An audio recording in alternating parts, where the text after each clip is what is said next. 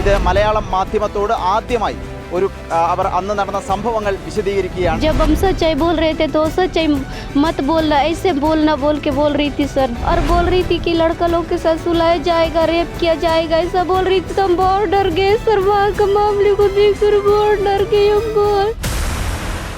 ഛത്തീസ്ഗഡിലെ ദുർഗിൽ മലയാളി കന്യാസ്ത്രീകൾ അറസ്റ്റിലായി എന്ന വാർത്ത വന്നതിന് ശേഷം ആദ്യം ദുർഗിലെത്തുന്ന മലയാളി മാധ്യമം റിപ്പോർട്ടർ TV ആണ്.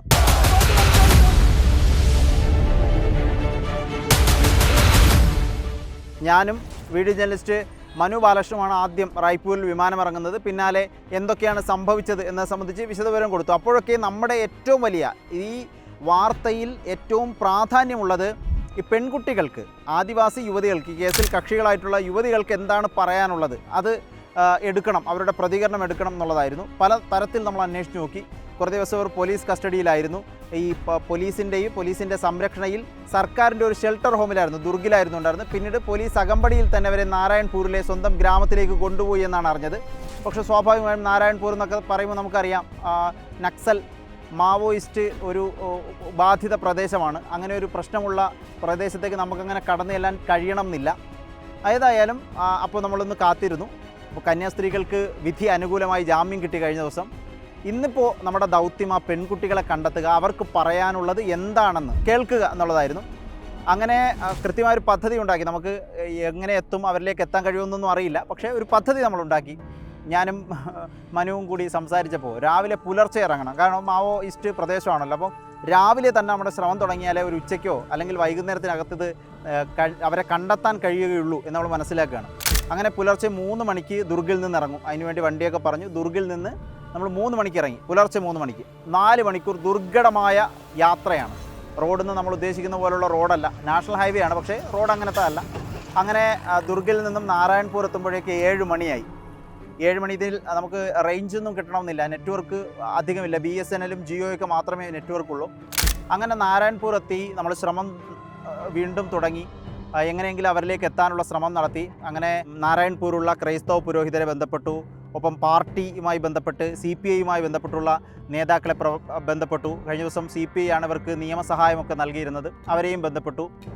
അങ്ങനെ ബന്ധപ്പെട്ട് ഒടുവിൽ നമ്മൾ അവർ നാരായൺപൂർ അവരുടെ ആ ചെറിയ പട്ടണത്തിലല്ല, മറിച്ച് ഒരു ഗ്രാമത്തിലാണ്, ഒരു വനത്തിനുള്ളിലെ നക്സൽ ബാധിത മേഖലയിലെ ഒരു ഗ്രാമത്തിലാണ് നമ്മൾ മനസ്സിലാക്കുന്നു. ഗോത്ര മേഖലയിലെ ഗ്രാമത്തിലാണ്.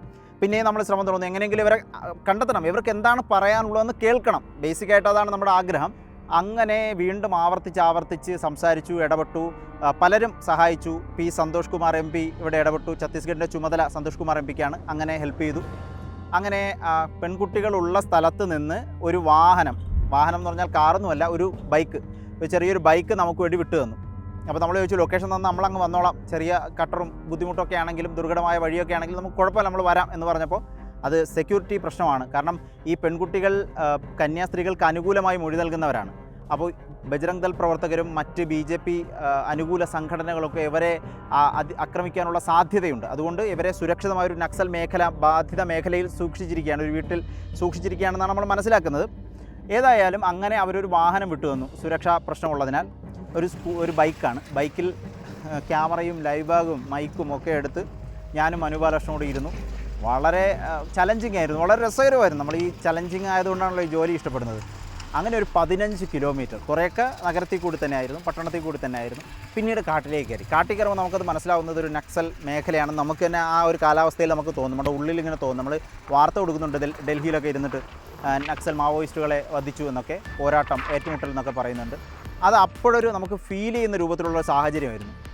അങ്ങനെ 15 കിലോമീറ്ററോളം യാത്ര ചെയ്ത് ഒരു ഗ്രാമത്തിലെത്തി. പല ഗ്രാമങ്ങളും കടന്നാണ് പോകുന്നത്. നമ്മൾ എത്തുന്ന ഗ്രാമത്തിൽ ഒരു കോൺക്രീറ്റോ റോഡോ ഇല്ല, ഒരു നമ്മൾ മണ്ണിട്ട റോഡാണ്, മൺപാതയാണ്. മൺപാതയിലൂടെ ചെന്ന് ഒരു സ്ഥലത്തെത്തി. അപ്പോൾ അവിടെ ഈ CPI നേതാക്കളുടെയൊക്കെ സംരക്ഷണയിൽ അവരെ ഉണ്ട്. അവരൊരു കാറിലായിരുന്നു, അവരെ അങ്ങോട്ട് പോവുകയാണ്. അവിടെ നിർത്തി തന്നു.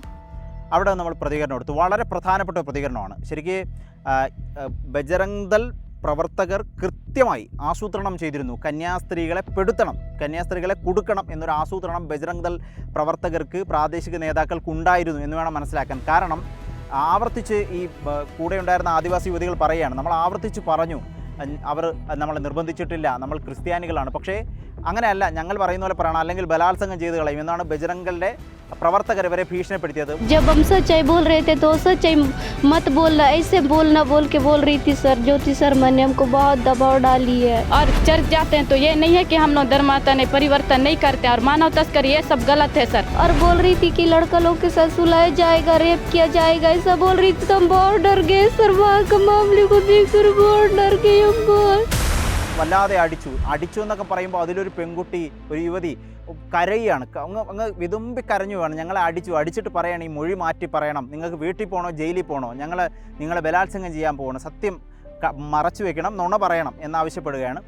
അങ്ങനെ ഒരു പ്രതികരണം നൽകുന്നു. വളരെ പ്രധാനപ്പെട്ട പ്രതികരണമാണ്. ഈ കന്യാസ്ത്രീകൾക്കൊപ്പം എല്ലാ കാലവും നിയമപോരാട്ടത്തിലൊപ്പം ഉണ്ടാകും എന്ന് നൽകുന്നൊരു പ്രതികരണം.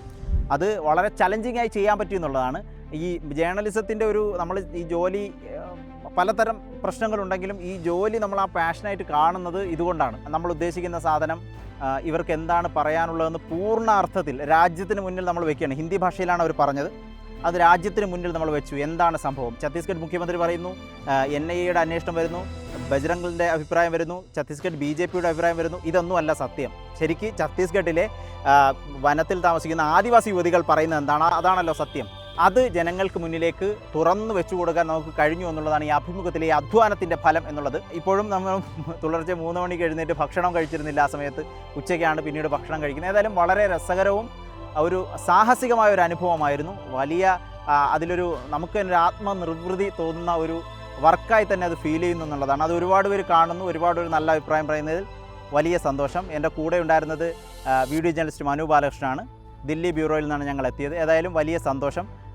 നമുക്ക് കിട്ടുന്ന അഭിനന്ദനങ്ങളും ആശംസകളും സന്തോഷത്തോടെ അത് കേൾക്കുകയും കാണുകയും ചെയ്യുകയാണ്.